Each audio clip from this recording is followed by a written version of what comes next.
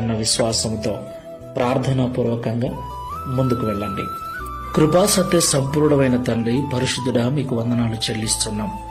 అవును తండ్రి, కొన్నిసార్లు మా తప్పు ఏమీ లేకపోయినా, మేము ఏమి అనకపోయినా, మేము చేసింది మంచి అయినప్పటికీ వ్యతిరేకమైన మాటలను, వ్యతిరేకమైన నిందలను, అవమానాలను భరించవలసి వస్తుంది.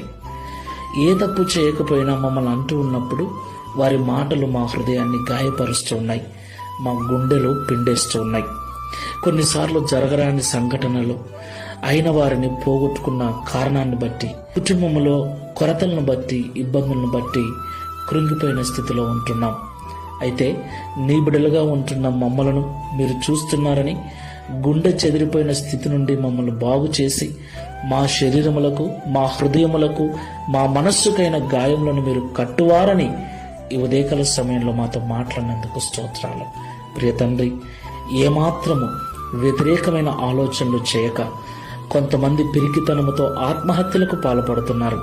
అలాంటి పరిస్థితికి మేము వెళ్ళక, మేము నమ్మిన దేవుడు చూస్తున్నాడు, ఒకరోజు విడిపిస్తాడు, ఒకరోజు బాగు చేస్తాడు, తనకు సాక్షిగా నిలబెడతాడన్న సంపూర్ణ విశ్వాసముతో, ప్రార్థనా జీవితంతో మేము ముందుకు వెళ్ళటకు సహాయం చేయమని, తద్వారా ఈ దిన వాగ్దానమును మా అందరి జీవితంలో నెరవేర్చి మీ నామమును మహిమపరచుకోనమని యేసు నామములో ప్రార్థిస్తున్నాము తండ్రి.